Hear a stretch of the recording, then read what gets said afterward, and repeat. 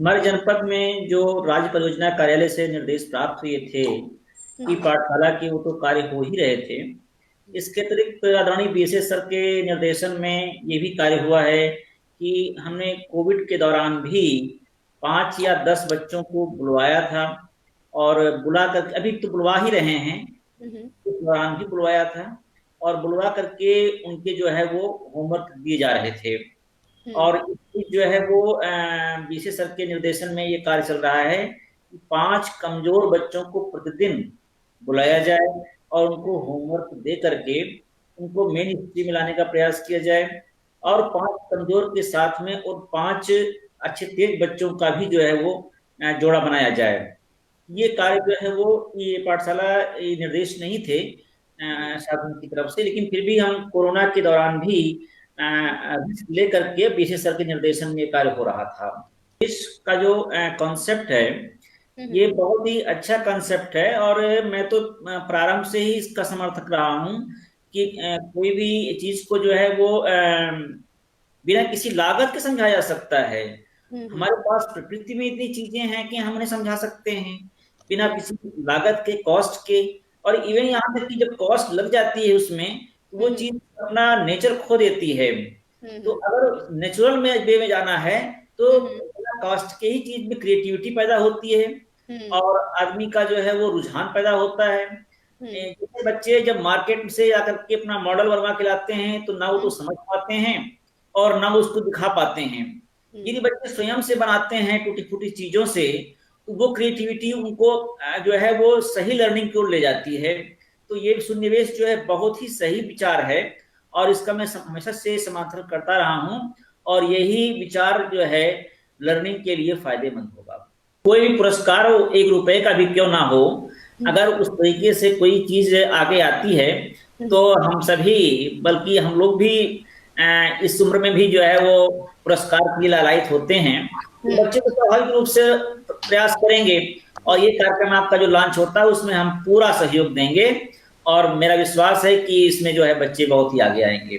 मेरा एक ही संदेश है कि हम्म। मेरी परंपरा थी विश्व गुरु की, जो हम्म। एक श्लोक में प्रदर्शित होती है। हम्म। वो श्लोक है, एतद् देशस् प्रसूतस्य हम्म। सदा सात अग्रजन्मना स्वं स्वं चरित्रम सुचरेन सर्व मानवा पृथिव्याम सर्व मानवा। अर्थात ये है कि अपने अपने चरित्र की शिक्षा लेने के लिए विश्व के लोग जो हैं वो यहाँ आएंगे, यहाँ के विद्वानों से शिक्षा प्राप्त करेंगे। तो मेरी तो महत्वाकांक्षा ये है कि जो विश्व का ज्ञान है वो भारत में आकर के लोग अपने अपने संसद चरित्रम की शिक्षा के लिए जो है भारत आए और फिर से भारत एक विश्व गुरु बने।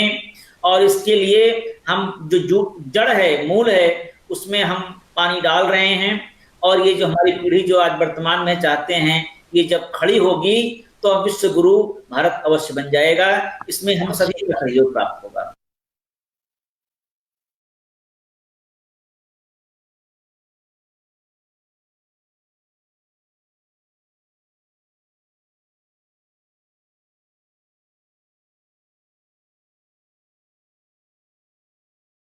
नमस्कार। मैं प्रतीक्षा लोया, प्रधान अध्यापिका। मेरी शैक्षिक योग्यता, मैंने एमकॉम एमएड किया हुआ है और मुझे एजुकेशन डिपार्टमेंट में रहते हुए 10 वर्ष पूर्ण हो चुके हैं। मैं सर्वप्रथम बताना चाहूँगी कि मैं उत्तर प्रदेश के झांसी मंडल के ललितपुर ज़िले से बिलोंग करती हूँ। ललितपुर ज़िला एक छोटा सा ज़िला है, लेकिन ललितपुर ज़िले ने अपनी पहचान विश्व स्तर पर बनाई हुई है। यहाँ के जो पर्यटन स्थल हैं वो काफ़ी देखने लायक हैं। उनमें से मैं कुछ पर्यटन स्थलों के आपको नाम बताऊंगी। हमारे यहाँ ललितपुर के चारों 100 किलोमीटर के चारों तरफ चंदेरी काफ़ी खूबसूरत जगह है। चंदेरी, माता टीला डैम, गोविंद सागर डैम, अंधरा घाटी, नीलकंठेश्वर, देवगढ़ के मंदिर काफ़ी प्रसिद्ध हैं। और सर्वप्रथम मैं आपको देवगढ़ के बारे में बताऊंगी कि देवगढ़ ललितपुर से लगभग 30-35 किलोमीटर दूरी पर है।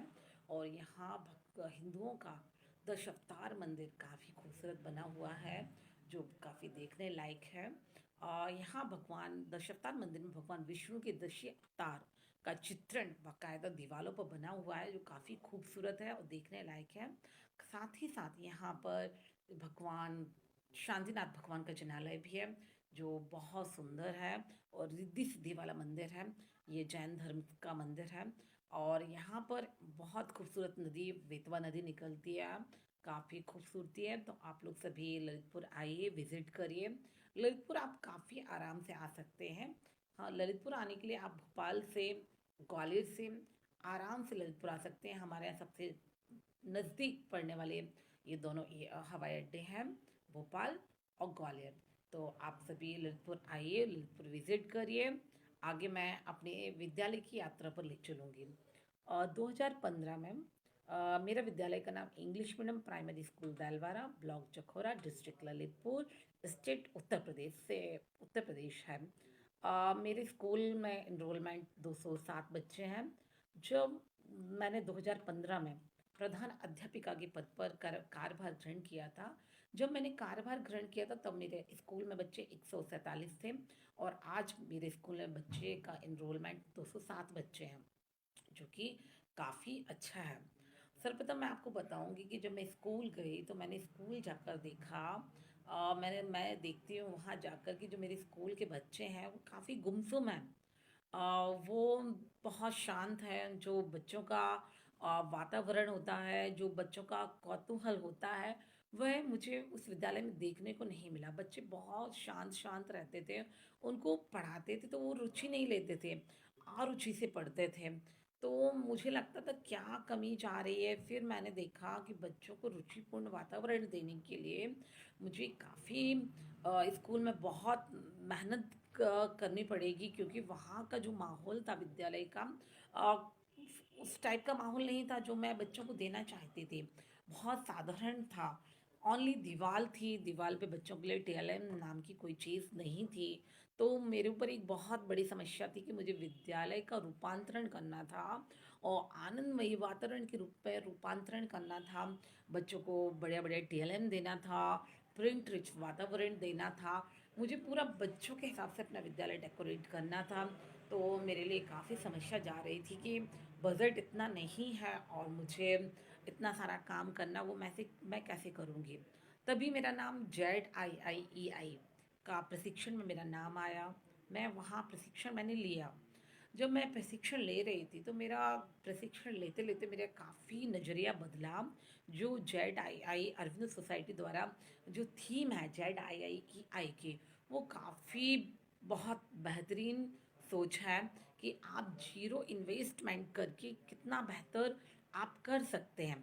तो मैंने उनका जो कॉन्सेप्ट था वो कब मैंने सुना, समझा और जो नवाचार था, इनोवेशन, वो स्कूल में अप्लाई किया और कई इनोवेशंस भी किए और बच्चों के लिए कबाड़ से जुगाड़ करके सब्जेक्ट वाइज से, मैथ से, ईवीएस से, जीके से सभी टीएलएम का निर्माण किया। आज हमारे विद्यालय में टीएलएम रूम है, वो सब जेडआईआई की सोच के द्वारा मैं उसको रूपांतरण कर पाई हूँ, बना पाई हूँ।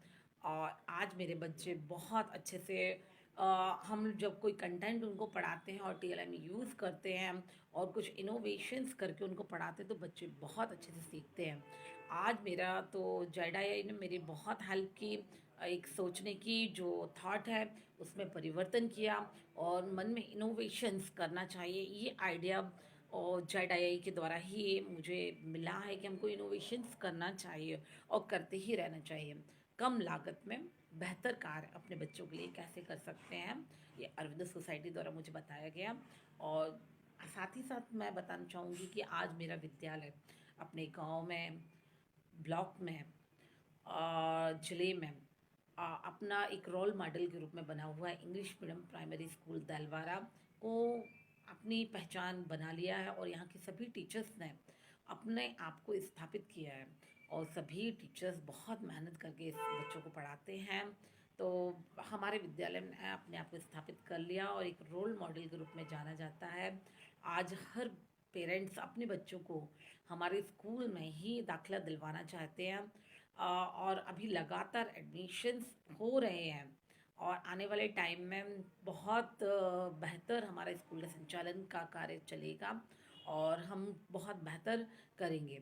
तो इतना अच्छा कॉन्सेप्ट देने के लिए, इतने बेहतरीन सोच देने के लिए, इनोवेशंस के लिए मैं अरविंदो सोसाइटी का बहुत बहुत शुक्रगुजार करना चाहती हूँ। साथ ही साथ एसडीएफसी बैंक का भी मैं बहुत धन्यवाद देना चाहती हूँ कि जो उन्होंने हम लोग को इतना अच्छा मंच प्रदान किया। मैं आपको आपके साथ एक बात शेयर और करना चाहती हूँ कि अभी ये हमारा विद्यालय रोल मॉडल के रूप में बहुत अच्छा निकल के आया है। साथ ही साथ अभी मेरे विद्यालय को मुझे उत्कृष्ट विद्यालय के रूप में चुना गया और माननीय डीएम सर, बेसिक शिक्षा अधिकारी द्वारा माननीय श्रम मंत्री, राज्य मंत्री श्री मन्नू कोरी और सदर विधायक श्री कुशवाहा जी के समक्ष मेरा सम्मान किया गया, जो हमारे विद्यालय के लिए बहुत गौरव का क्षण रहा और मैं बहुत गौरवान्वित हूँ। ऐसे ही जेड के जो इनोवेशंस आइडियाज़ हैं अरविंदो सोसाइटी के, उनके साथ मिलकर मैं हमेशा रहना चाहूँगी और अपनी सोच को उनके हिसाब से और अपना इनोवेशंस करके अपने बच्चों को बहुत बेहतर देना चाहूँगी। और साथ ही साथ मैं अभी अमित वर्मा सर का भी नाम लेना चाहूँगी कि अमित वर्मा सर के साथ मैं अभी जुड़ी हुई हूँ और हमारे 7 मॉड्यूल कंप्लीट हो चुके हैं। ऑनलाइन हम लोग का जो चल रहा है, तो मैं अमित वर्मा सर आपका भी थैंक यू कहना चाहूँगी कि आप बहुत अ, बढ़िया हम लोग को ट्रेनिंग दे रहे हैं और ट्रेन कर रहे हैं। तो लास्ट में मैं एक बार पुनः अरविंद सोसाइटी का और एचडीएफसी बैंक का, जो उन्होंने मुझे ये मंच प्रदान किया, और अमित सर सभी का बहुत बहुत धन्यवाद कहना चाहूँगी। और आगे भी आप सभी के साथ ऐसे ही जुड़कर नित नए कार्य करना चाहूँगी। Thank you.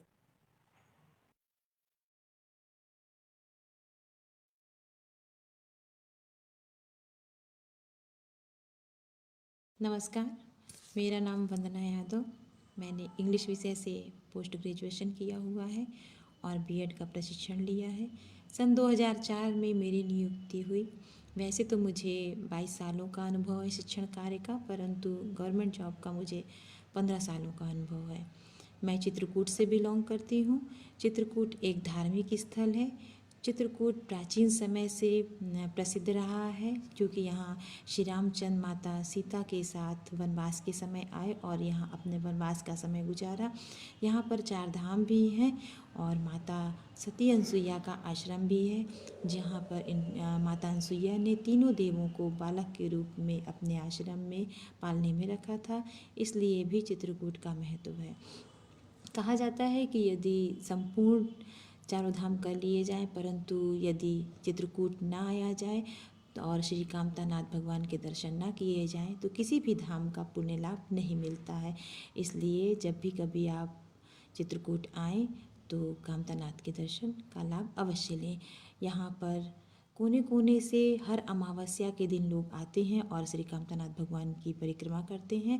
कहते हैं कि अमावस्या के दिन श्री राम भगवान यहाँ पर साक्षात निवास करते हैं, इसलिए इसका अमावस्या के दिन विशेष महत्व रहता है। मैं सन 2010 से प्राथमिक विद्यालय कंपोजिट लड़वारा में प्रधानाध्यापक के पद पर कार्यरत हूँ और मेरा सपना था कि अपने विद्यालय को मैं एक आदर्श विद्यालय बनाऊँ। मैंने तन मन धन से अपने विद्यालय को अच्छा बनाने की कोशिश की और कई नवाचार करती रही। नवाचार के साथ मैंने कई गतिविधियाँ भी की।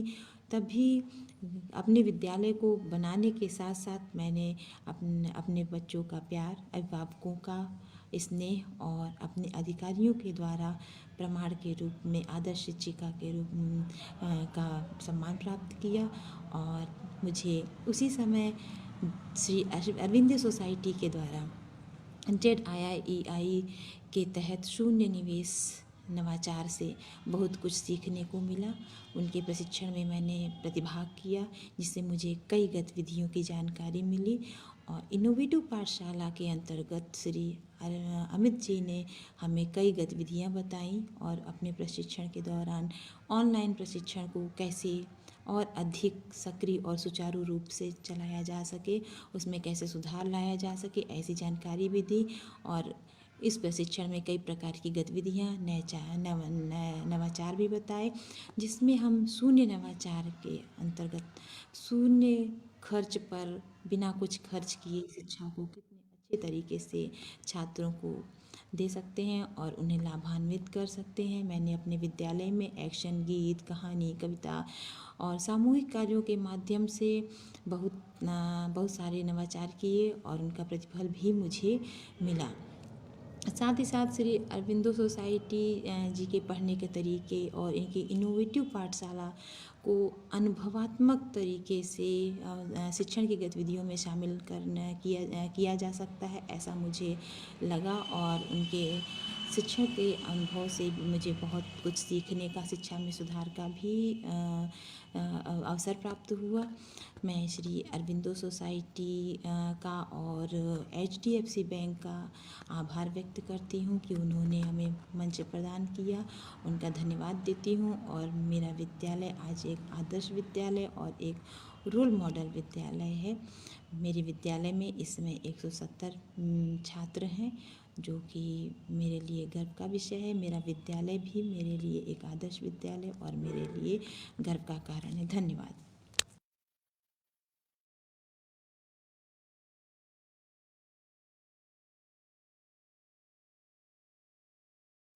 मेरा नाम साजदा है। I am graduate in science.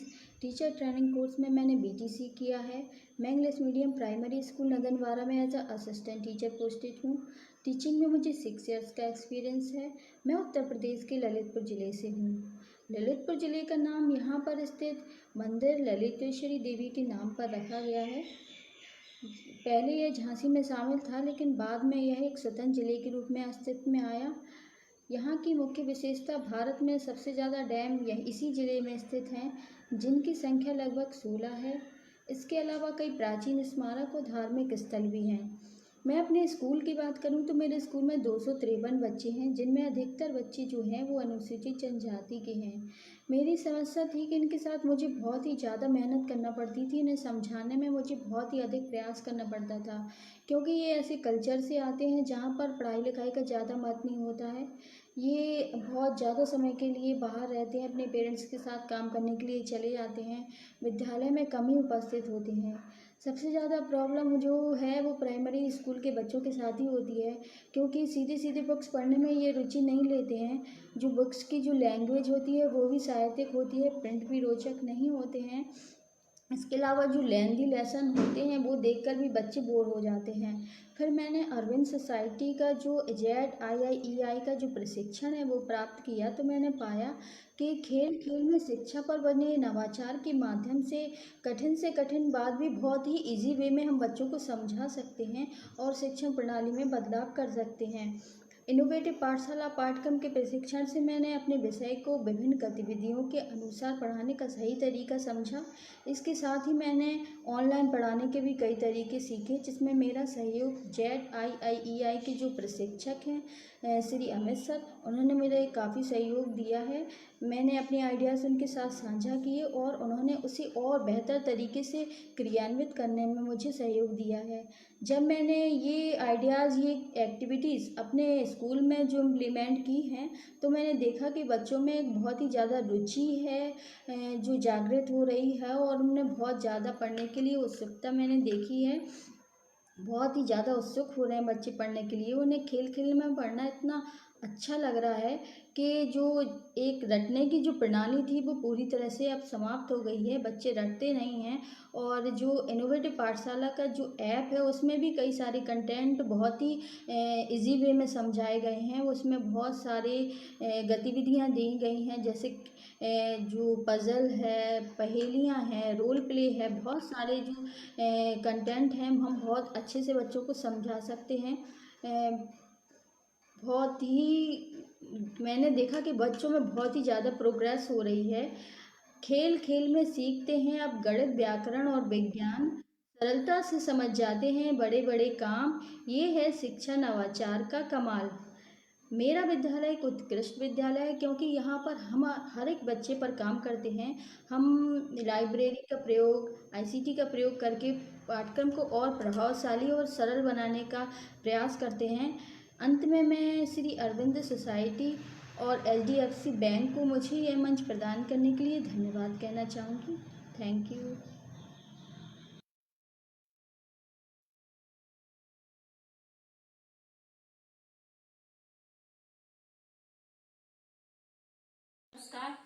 मेरा नाम जरीन खान है। मैं प्राथमिक विद्यालय पुराना प्रथम क्षेत्र कौर जिला जालौन उत्तर प्रदेश में एक शिक्षिका हूँ। क्योंकि जालौन जिला बुंदेलखंड क्षेत्र में आता है, तो ये ऐतिहासिक स्थलों में आता है। यहाँ पे कई सारे तीर्थ स्थान भी है, जैसे कि यहाँ पे पास में एक जागेश्वर धाम पड़ता है, तो वहाँ पे कई सारे मंदिर हैं, शिव जी का मंदिर है वहाँ पे। और यहाँ पे एक ऋषि हुआ करते थे जलावन, जिनके नाम पर इस जिले का नाम जालौन पड़ा है। मेरी नियुक्ति इस गांव में 2018 में हुई थी और यहाँ पे 109 छात्र पढ़ते हैं। क्योंकि ये ग्रामीण क्षेत्र है तो सभी बच्चे ग्रामीण परिवेश से ही आते हैं। जब ज्वाइनिंग हुई थी 2018 में, तो सबसे पहला प्रशिक्षण हमारा 2018 में श्री अरविंदो सोसाइटी ने करवाया, शिक्षा में शून्य निवेश नवाचार। तो सब कुछ नया था मेरे लिए। प्रशिक्षण मुझे श्री राजेश जिंदल सर ने दिया। प्रशिक्षण बहुत अच्छा था। उसमें उन्होंने पूरे 11 नवाचारों के बारे में अच्छे से बताया हम लोगों को, और बच्चों को कैसे पढ़ाना है, कैसे लेसन प्लान बनाने हैं। तो उसमें मुझे सबसे अच्छा ये लगा कि लेसन प्लान एकदम नए तरीके से बनाए गए थे। उसमें बच्चों को वार्म कैसे करवाना है, मेडिटेशन कैसे करवाना है, और बच्चों को कॉन्सेप्ट कैसे एक्सप्लेन करना है, ताकि बच्चों को कॉन्सेप्ट अच्छे से क्लियर हो जाए, कोई भी उसमें गुंजाइश नहीं रहे। तो जैसे अपन प्राकृतिक वातावरण से बच्चों को कैसे जोड़ना है, उसकी भी काफी गतिविधियां थी। प्रशिक्षण के बाद विपिन मधुरिया सर हमारे स्कूल में विजिट करने के लिए आए, तो उन्होंने भी बच्चों से इंटरेक्ट किया, बच्चों को बहुत सारी गतिविधियां करवाई। बच्चों ने भी बहुत मजे किए उनके साथ। इसके बाद 2019 में नवंबर में यहाँ जालौन जिले में नवाचार प्रदर्शनी का आयोजन किया गया। तो हमारे विद्यालय में 3 लोग थे उस टाइम पे, तो सभी लोगों ने प्रतिभाग किया। हम लोगों को प्रतिभाग करने का मौका मिला। तो वहाँ पे हम लोगों से कहा गया कि आप अपने स्कूल में जो भी एक नया करते हो या जो भी TLM बनाए हो, तो आपको वहाँ पे प्रदर्शित करने हैं। तो हम लोगों ने उससे रिलेटेड 3 फाइल भी बनाई थी और अपना एक नवाचार ये किया था कि हमारे यहाँ पे ये समस्या थी, बच्चे मतलब कोर्स की किताबें पढ़ते रहते थे, स्टाफ की कमी थी उस टाइम पे 2018 में। तो बच्चे ड्राइंग में बहुत रुचि लेते थे, तो मैंने बच्चों से बहुत सारी ड्राइंग बनाना शुरू की। फिर हैंडीक्राफ्ट वर्क भी करवाने लगे, तो बच्चों को बहुत अच्छा लगने लगा और बच्चों की उपस्थिति भी बढ़ने लगी। जब नवाचार के लिए कहा गया कि आपको प्रदर्शनी में नवाचार प्रस्तुत करना है, तो मैंने फिर एक दिन डिसाइड किया कि हफ्ते में एक दिन बच्चे सिर्फ ड्राइंग बनाएंगे, हैंडीक्राफ्ट वर्क करेंगे, क्विज गेम्स खेलेंगे, या जो भी उन्हें अच्छा लगता है वो काम करेंगे। तो वही हमारा एक नवाचार था। इसके अलावा कई TLM भी बनाया मैंने चक्के पे चक्का, गणित की सरल मशीन, ब्लूम शब्द पर्यायवाचियों को कैसे सरल तरीके से बच्चे पहचान सकते हैं। मेरा और हम लोगों को वहाँ पे सम्मानित भी किया गया प्रदर्शनी में। बहुत अच्छी प्रदर्शनी रही। इसके बाद अमित सर हैं और योगेंद्र सर हैं, अनिल सर हैं, सभी ने बहुत सहयोग किया। और अभी ऑनलाइन एक प्रोग्राम चल रहा है इनोवेटिव पाठशाला का, अल्टरनेटिव एकेडमिक कैलेंडर है, उनका एक ऐप आया है ZIIEI, तो उससे भी बच्चे काफी सीख रहे हैं। बच्चे ऑनलाइन जुड़े हुए हैं और हम लोगों को भी ट्रेनिंग दी जा रही है। तो सभी का बहुत सहयोग रहा है, सभी का मैं बहुत बहुत धन्यवाद देती हूँ और आभार व्यक्त करती हूँ अरविंदो सोसाइटी का और HDFC बैंक का, जिन्होंने मुझे मौका दिया अपनी बात कहने का। धन्यवाद।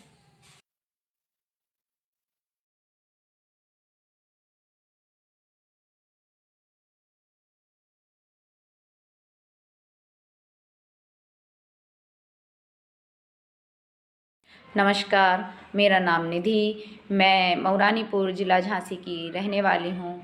मैंने केमिस्ट्री यानी कि रसायन विज्ञान से पोस्ट ग्रेजुएशन किया हुआ है। मैंने टीचर ट्रेनिंग कोर्स भी किया हुआ है, जो कि मैंने डाइट बरुआ सागर ज़िला झांसी से किया हुआ है। मेरे ज़िले का नाम झांसी है और ये झांसी अपने आप में एक वीर भूमि का प्रतीक है। यहाँ पर एक ऐसी वीरांगना पैदा हुई जिसकी वजह से यह झांसी जो बुंदेलखंड का एक अभिन्न हिस्सा है, तो वह सभी जगह परिचित हो गया है। इनके बारे में कुछ पंक्तियाँ सभी ने पढ़ी हुई हैं, सभी जानते हैं उनके बारे में, जो कि सुभद्रा कुमारी चौहान जी ने लिखी हुई हैं।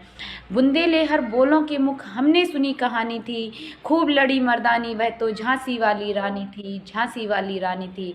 जी हाँ, मैं उसी झांसी की बात कर रही हूँ जहाँ पर एक ऐसी वीरांगना पैदा हुई जिन्होंने अंग्रेज़ों को यहाँ से मार भगाया और जिनका नाम है रानी लक्ष्मीबाई। जी हाँ, मैं रानी लक्ष्मीबाई के ज़िले की रहने वाली हूँ। यहाँ पर उनके नाम रानी लक्ष्मीबाई एक महल है जहाँ पर पर्यटक यहाँ पर आते हैं उस किला और महल को देखने के लिए। रानी लक्ष्मीबाई संग्रहालय है जहाँ पर उस समय की कुछ वस्तुओं को संग्रहित करके रखा गया है। वहाँ पर भी देश विदेश सभी जगह के पर्यटक उसको देखने के लिए आते हैं।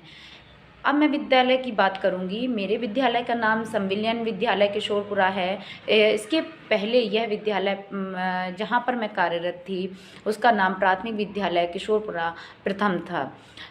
मैं सहायक अध्यापक के पद पर यहाँ पर पोस्टेड हुई थी। लगभग 2 साल से ऊपर हो गया है मुझे यहाँ पर आए हुए।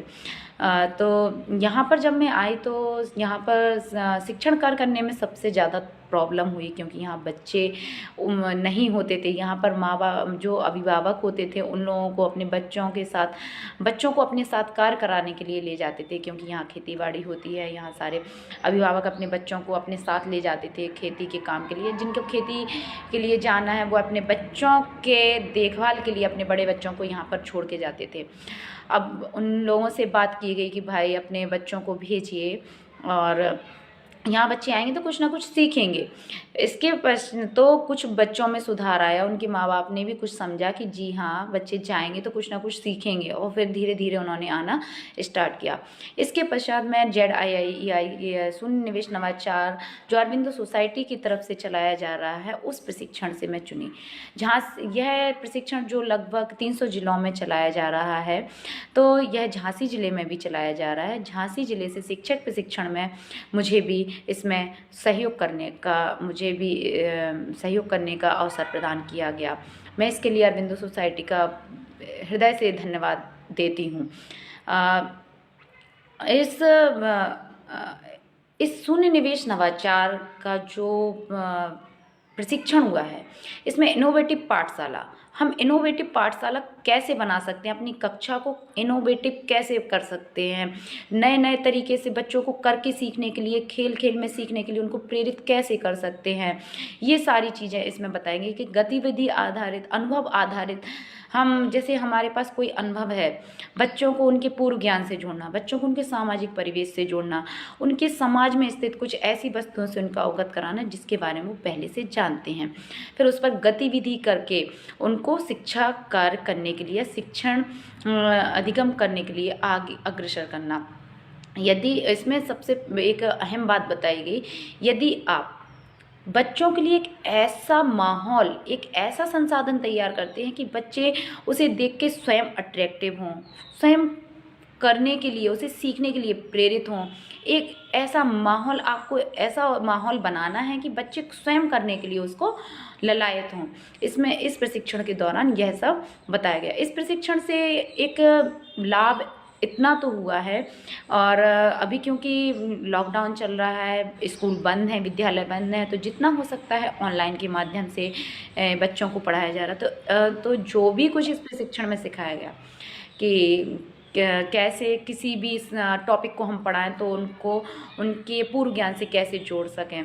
तो मैंने उन पे इम्प्लीमेंट किया और वह काफ़ी कारगर रहा है। बच्चे उससे बहुत जल्दी सीखते हैं, बच्चे एक दूसरे के साथ कोरिलेट उनको बहुत जल्दी करते हैं, क्योंकि बच्चों को क्या है कि पहले से उसके बारे में पता है, उसके बारे में उनको जानकारी है। और यदि हम उसी जानकारी को बेस बनाकर उनसे टॉपिक निकलवाते हैं तो वो बहुत ही आसानी से उस टॉपिक तक पहुंच जाते हैं। अब चूँकि उनको उस चीज़ के बारे में जानकारी है, तो यदि कोई समस्या आती भी है, यदि किसी बच्चे को हमने कोई TLM बनाया, ठीक है, हमने कोई TLM बनाने के बाद सभी बच्चों को समझाया, सभी बच्चों को समझाने के बाद यदि कोई समस्या आती है, कोई ऐसा तो होता नहीं है सबका IQ लेवल एक जैसा हो, सबकी समझने की क्षमता एक जैसी हो। बच्चे क्या हैं, सभी अलग अलग स्तर के होते हैं, किसी को जल्दी समझ में आता है, किसी को किसी और तरीके से समझ में आता है। तो हमें क्या है कि अगर हमने एक ही टीचिंग स्किल को यूज किया, उससे जितने बच्चों को समझ में आ गया वो तो ठीक है। यदि किसी बच्चे को रह गया है, किसी बच्चे को नहीं समझ में आ रहा है, तो हमें दूसरा टीचिंग स्किल उनके साथ उपयोग करना है। जो प्रशिक्षण इसमें हमें दिया गया तो उसमें ये बताया गया हमें किसी न किसी तरीके से हमें हर वो स्किल अपनाना है कि जिससे बच्चे को वो चीज़ समझ में आ जाए, बच्चों तक जो हम पढ़ा रहे हैं वो आसानी से पहुंच जाए। तो हमें हर वो स्किल यूज करना है बच्चों के साथ, ये सारी, जिससे हमारी उस समस्या का समाधान हो सके जो हमारे शिक्षण अधिगम के बीच में आ रही है। शिक्षण अधिगम कराते समय हमें कोई समस्या आनी ही नहीं चाहिए, क्योंकि हमें अध्यापक बनाया गया है, हम अध्यापक हैं, तो हमें बच्चों के पता होना चाहिए बच्चों के बारे में कि ये बच्चा क्यों नहीं सीख रहा है। इसको हम दूसरे स्किल से पढ़ाने का तरीका ढूंढते हैं, अगर वो तरीका भी नहीं समझता तो हमें और कोई तरीका उसको पढ़ाने के लिए सोचना है। हमें उस वस्तु को दिखाकर, उसका ज्ञान करा के उसको उसके बारे में बताना है। किसी ना किसी तरीके से बच्चे को वो चीज़ आसानी से समझ में आ ही जाएगी। फिर बच्चे को जब वो चीज़ आसानी से आ जाएगी तो फिर बच्चे को धीरे धीरे करके हमारी सारे स्किल उसको समझ में आने लगेंगे। फिर वह उस चीज़ को पढ़ने के लिए स्वयं प्रेरित होने लगेगा, वह खुद सीखना चाहेगा। हम उसको खेल खेल में सिखाएंगे तो वह खेल खेल में सीखेगा, फिर उसके बाद वह उसको करने लगेगा। इसके बाद मैं यही कहना चाहूँगी कि मेरे स्कूल को एक रोल मॉडल के रूप में इसलिए भी चुना जा सकता है और चुना भी जाना चाहिए, क्योंकि मैं यहाँ पर चाहती हूँ कि बच्चे कुछ ना कुछ नया सीखें और मैं उनके लिए कुछ ना कुछ नया करने का प्रयास करती रहती हूँ। और मेरे बच्चे मेरे साथ काफ़ी घुले मिले हैं। जब इस विद्यालय खुलेंगे तो बच्चों के सामने जैसे ही मैं कोई क्रिएटिविटी रखूँगी तो बच्चे उसे करने के लिए बड़ी जल्दी आगे होते हैं, क्योंकि बच्चे क्या हैं कि कोई भी क्रिएटिविटी करने के लिए तुरंत आगे होते हैं, उन्हें क्रिएटिविटी करना बहुत पसंद होता है। इसलिए बच्चों के साथ क्रिएटिविटी करके उनके साथ हमें खुद इन्वॉल्व होना है, खेल खेल में भी हमें खुद इन्वॉल्व होना है, जिससे बच्चे उसे सीखने के लिए खुद ही प्रेरित हों कि अरे टीचर भी मेरे साथ ये काम कर रही है तो मुझे भी ये काम करना चाहिए। अंत में मैं अरविंदो सोसाइटी का धन्यवाद करना चाहूँगी कि उन्होंने हम सभी शिक्षकों को इसमें प्रतिभाग करने का अवसर प्रदान किया और हमें इतने एक ऐसे प्रशिक्षण दिया जिससे कि हम एक ऐसा नवाचार उत्पन्न कर सकेंगे जिसमें कोई भी मतलब कि कह सकते हैं कि यदि वेस्ट ना किया जाए, कुछ भी पैसा वेस्ट ना करके, हमारे पास जैसे पैसा नहीं है और बच्चों के साथ हमें उस कार्य को करना है, तो हमारे पास जो भी उपलब्ध है हम उसके साथ उनको TLM तैयार करेंगे, ऐसा छोटा सा संसाधन तैयार कर लेंगे जिससे कि बच्चे उसे देखें और उसे घर पर भी उसका बना सकें, उससे पढ़ाई कर सकें, उससे पढ़ सकें। अंत में मैं केवल इतना ही कहना चाहूँगी, मेरे ही द्वारा जो पंक्तियाँ लिखी हुई हैं मैं उसके बारे में मैं उसको आपके सामने कहना चाहूँगी। आओ आज हम मिलकर लेते एक शपथ हैं, आओ आज हम मिलकर लेते एक शपथ हैं, बच्चा बच्चा पहुँचे लक्ष्य तक यही हमारा प्रण है। पंख सभी के पास हैं, उड़ना सबको पसंद है, पंख सभी के पास हैं, उड़ना सबको पसंद है, जो दिशा और हौसले के साथ उड़ान भरे उसी का लक्ष्य बुलंद है। धन्यवाद।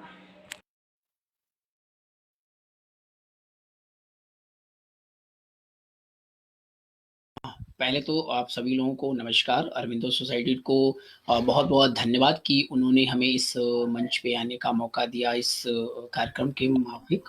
और हमारे लॉकडाउन में जब से शुरू हुआ है तो सबसे पहली बात कि बच्चे हमसे बहुत दिनों से दूर हैं।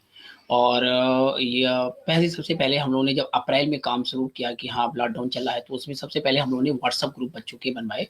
और पूरे हमारे जनपद में 3000 से अबव स्कूल हैं, लगभग 3000 स्कूल, क्योंकि बहुत से सिविलियन स्कूल हो गए हैं, कंपोजिट स्कूल हो गए हैं। तो हमने अपने हर स्कूल में व्हाट्सएप ग्रुप बनवाया और उससे हमने ज़्यादा से ज़्यादा बच्चों को जोड़ा। हालांकि उसमें हमको सबसे पहले बहुत सी प्रॉब्लम आई, क्योंकि हम रूरल एरिया में काम करते हैं, हम ऐसे लोगों के साथ काम करते हैं जिन माँ बाप के पास मोबाइल की प्रॉब्लम थी। लेकिन हमने उनको किसी तरीके से मोटिवेट किया, और उस परिवार में अगर एक भी मोबाइल अगर है, चाहे उनके वो चाचा के पास हो, ताऊ के पास हो, तो मैंने उससे व्हाट्सएप ग्रुप से ज़्यादा बच्चों को जोड़ा। और उसके साथ फिर हमारे टीचर्स ने बहुत सी वर्कशीट बनाना शुरू किया, क्योंकि हमारे स्टेट से पहले अभी स्टेट से बहुत सा ई कंटेंट आना शुरू हुआ है। तो सबसे पहले हम लोगों ने टीचर्स ने वर्कशीट बनाना शुरू किया, और उन वर्कशीट को हमने अपने बच्चों तक किसी भी कार्यक्रम, मतलब किसी भी तरीके से, कुछ व्हाट्सएप ग्रुप से भी पहुंचे, और जो व्हाट्सएप ग्रुप से नहीं जुड़े थे, क्योंकि हमारे हेडमास्टर को ये आदेश थे उस समय जब लॉकडाउन थोड़ा सा 3 मई के बाद ओपन हुए थोड़े से, तो टीचर्स को जाना पड़ता था स्कूल में। कुछ कभी हमें अपने स्कूल की सफाई के लिए या किसी अन्य कार्यक्रम के लिए उसके इंफ्रास्ट्रक्चर को ठीक करने के लिए हम जाते थे। तो टीचर्स ने वो जो वर्कशीट है वो आंगनबाड़ी के थ्रू या अपने आप थ्रू या जो भी हमारे पेरेंट्स के उनके माध्यम से डोर टू डोर हमने उनको पहुंचाया। तो उस वर्कशीट से बच्चे हमारे को जुड़े रहे, तो उनका जो लर्निंग लेवल है वो हम बना पाए, वहां तक रहा, अदरवाइज तो हम बहुत पीछे हो जाते। इसके साथ साथ हमारे टीचर्स ने व्हाट्सएप ग्रुप बनाया, मैंने आपको बताया, वर्कशीट बनाई है, दीक्षा, फिर उसके बाद आया रीड अलोंग ऐप आया, उसको हमने रीड अलोंग ऐप के साथ बच्चों को जोड़ा, ज्यादा से ज्यादा बच्चों जोड़ा, ताकि बच्चे खुद अपने घर पे बैठ के उसको हिंदी को बोलना सीख, भाषा को बोलना सीख सके। और इसके बाद हमने दीक्षा को, जो हमारा वन नेशन वन प्लेटफॉर्म, माननीय प्रधानमंत्री जी का जो सपना है दीक्षा को सभी के द्वार तक पहुंचाना, तो उस दीक्षा के साथ हमने सभी बच्चों को दीक्षा डाउनलोड कराने का प्रयास कर रहे हैं। और दीक्षा हमने डाउनलोड कराया है। दीक्षा के माध्यम से बच्चे खुद भी, क्योंकि दीक्षा के माध्यम से सबसे पहले उनके पास हमारी स्टेट गवर्नमेंट की बुक्स उनके पास पहुंच गई, फ्रॉम क्लास 1 टू क्लास 8 तक सारी बुक्स उनके पास पहुंच गई, तो वो उस पर पढ़ सकते थे और समूह में पढ़ सकते थे। इसके साथ साथ हमने एक काम और किया, क्योंकि हमारे पास बुक्स तो आ गई, बस हम बच्चों तक नहीं पहुंचा पा रहे थे, तो जो बच्चे हमारे पिछले क्लास के थे, हमने उनको उन बच्चों की किताबों को लेकर हमने दूसरे बच्चों को जो हमारे उनके न्यूली क्लास में थे उनको हमने आपस में एक्सचेंज करवा दिया। तो उससे ये फायदा हुआ कि बच्चों को बुक्स भी फॉर ड्यूरिंग टाइम उस समय अवेलेबल हो गई थी। दीक्षा में मैंने अभी एक काम और किया है कि आदरणीय हमारे महानिदेशक महोदय का भी आदेश था, और उससे पहले भी हम लोग काम कर रहे थे, कि हमने जिलाधिकारी के साथ एक मीटिंग की, हमारे मुख्य विकास अधिकारी महोदया भी उसमें मौजूद थी, और हमने निजी स्कूल, जितने प्राइवेट स्कूल थे जो दीक्षा से कनेक्टेड नहीं थे, हमने उनको भी दीक्षा से हमने मोटिवेट किया कि आप दीक्षा पे जाकर आपके टीचर्स जो हैं बहुत से ट्रेनिंग प्रोग्राम कर सकते हैं, अपने आप को एनरिच कर सकते हैं, अपनी अपनी अपनी बिल्डिंग कैपेसिटी कर सकते हैं। तो उसके साथ हमने उनको भी दीक्षा, और हमने बच्चों के लिए भी उनके कहा है कि वो अपने बच्चों को भी डाउनलोड कराएं, जिससे उनको सारी चीजें अपने वीडियोस वगैरह वो देख सकें, कर सकें। तो इस तरीके से हम लोगों ने, और उसके साथ साथ अब हमारी प्राइमरी स्कूल्स की जो परिषदीय स्कूल हैं वहाँ की तस्वीर बदलने लगी है। हमारे इंफ्रास्ट्रक्चर पे हम लोगों ने बहुत कुछ किया है, बहुत अच्छे स्कूल्स तो हमारे हो गए हैं। शायद अगर मैं भी शायद अगर प्रेजेंट कर पाऊँ, मैं कुछ आपको अपने स्कूल दिखाना भी चाहूँगा, अगर मैं पॉसिबल होता है तो मैं आपको स्क्रीन प्रेजेंट करना चाहूँगा। और सर स्क्रीन प्रेजेंट हो रही है सर, जब तक हम आपसे साथ और आगे चर्चा करना चाहेंगे। ये बहुत अच्छी पहल है, और मैं श्री अरविंदो सोसाइटी से पिछले 4 साल से जुड़ा हुआ हूँ। जब हमारे यूपी में शायद वो उस समय प्रोग्राम शुरू हुआ था और हमने हर टीचर्स को ट्रेनिंग आपके माध्यम से दिलवाई थी और उससे ये फ़ायदा हुआ कि जो हमारा शून्य निवेश नवाचार है, जिस पे हम ज़ीरो इन्वेस्ट मतलब यानी कोई भी पैसा ना खर्च करके हम बच्चों के साथ उसको क्योंकि हम देखिए बहुत भारी भरकम अगर कभी कोई अपना टीएलएम या कोई प्रैक्टिस करते हैं, तो हम बच्चों को उससे हाथ नहीं लगाने देते, बच्चों को उसको दूर रखते हैं और जब हम ज़ीरो इन्वेस्टमेंट पे काम करते हैं, तो बच्चों के हाथ में भी वो टीएलएम जाता है और बच्चे खुद उससे लर्निंग कर सकते हैं। क्योंकि जब तक बच्चे के हाथ में हमारा कोई भी जो कार्यक्रम है या हाथ में कोई टीएलएम है या कोई मेरी प्रैक्टिस सेट है वो नहीं जाती हैं, तो बच्चा उससे नहीं सीख सकता है। तो हम लोगों ने उनको साझा किया था उस समय और इसके साथ-साथ मैं आपको बताऊँ मैंने पहले आपके यहाँ प्रेज़ेंट भी किया और मैं बताना चाहूँगा इस लॉकडाउन में मैंने एक सांप सीढ़ी का गेम बनाया था। उससे फ़ायदा ये हुआ था कि हेल्थ और हाइजीन का था वो। तो उसमें मेरिट और डीमेरिट दोनों लिखे हुए थे। मैं आपको बताना चाहूँगा कि जो अभी हमारी स्टेट गवर्नमेंट ने पोस्टर जारी किए थे बच्चों को पढ़ने के लिए लॉकडाउन के समय, वो गतिविधि उसमें स्थान मिला था उसको, उसमें भी मिला था स्थान। तो मैंने वो ये शून्य निवेश मतलब इसमें बहुत ज़्यादा पैसा नहीं था। एक केवल 6-7 रुपए में वो गतिविधि तैयार हो गई थी और उसको हमने फ्लैक्स पे डिज़ाइन कर लिया था और हर बच्चों तक पहुँचाने का, हर स्कूल में पहुँचाने का प्रयास किया था। लूडो के माध्यम से बच्चे खेल सकते थे।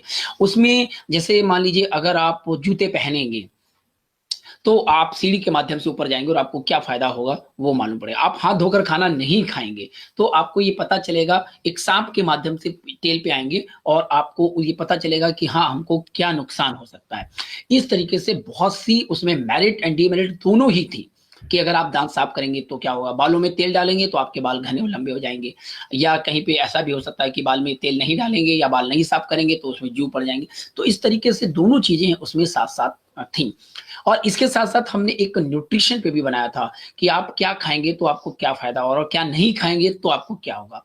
तो इस तरीके से ये भी बहुत अच्छा इसके साथ-साथ हमने आपका जो जी इनोवेशन पाठशाला वाला कार्यक्रम था, उसमें भी ये हमने शिक्षक के साथ साझा किया था और इसके साथ-साथ हमें आपके जो ये बेस्ट प्रैक्टिसेस हैं, हमने अपने डिस्ट्रिक्ट में सभी लोगों के साथ साझा की और हमारे लगभग 70% स्कूल में ये सब चीज़ें आपकी लागू हो रही हैं। मैं आपको बताऊँ आपकी तरफ से जो ये हमारे यहाँ एक कार्यक्रम अभी शुरू किया गया है, एक लॉकडाउन के पीरियड में एक ग्रुप बनाया गया जिसमें आपकी तरफ से डिमांड थी हम केवल 20 स्कूल के साथ ये काम शुरू करेंगे, 20 स्कूल के साथ। मैं आपको बताऊँगा उसमें 25 से ज़्यादा स्कूल हमने फिर जोड़े हैं क्योंकि आपकी लिमिट 25 की थी तब भी हमारे साथ और ज़्यादा से ज़्यादा लोग उसमें जुड़ना चाहते हैं। तो शायद हो सकता है कि आपका वो 25 लोगों का 20 का ग्रुप बनाना चाह रहे थे लेकिन हम ज़्यादा से ज़्यादा उसमें और वो टीचर्स दूसरे लोगों के साथ भी अपनी जो शिक्षक संकुल की मीटिंग होती हैं, उसमें आपकी चीज़ों को वो साझा कर रहे हैं।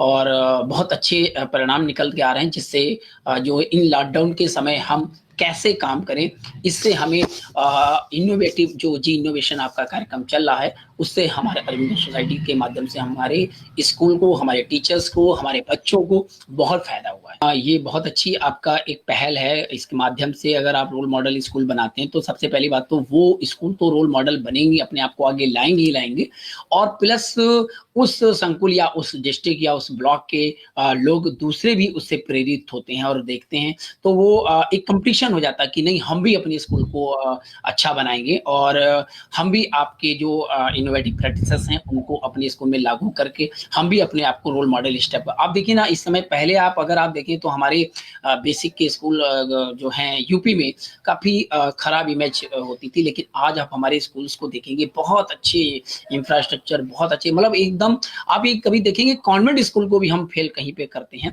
तो इस तरीके से जब हम आपके साथ इन इनोवेटिव प्रैक्टिसेस को हम अपने यहाँ लागू करके एक रोल मॉडल अगर हम उन 20 स्कूल को या 25 स्कूल को हम अपने जनपद में बना रहे हैं तो आगे बट नेचुरली उनके स्कूल के टीचर्स चूँकि हमारे वो टीचर्स कहीं न कहीं दूसरों के साथ मीटिंग में बैठते हैं, बात करते हैं, तो उनके साथ भी वो साझा करेंगे, तो दूसरे टीचर्स को भी इससे फ़ायदा मिलेगा और वो रोल मॉडल स्कूल अपने स्कूल को भी वो बनाना चाहेंगे।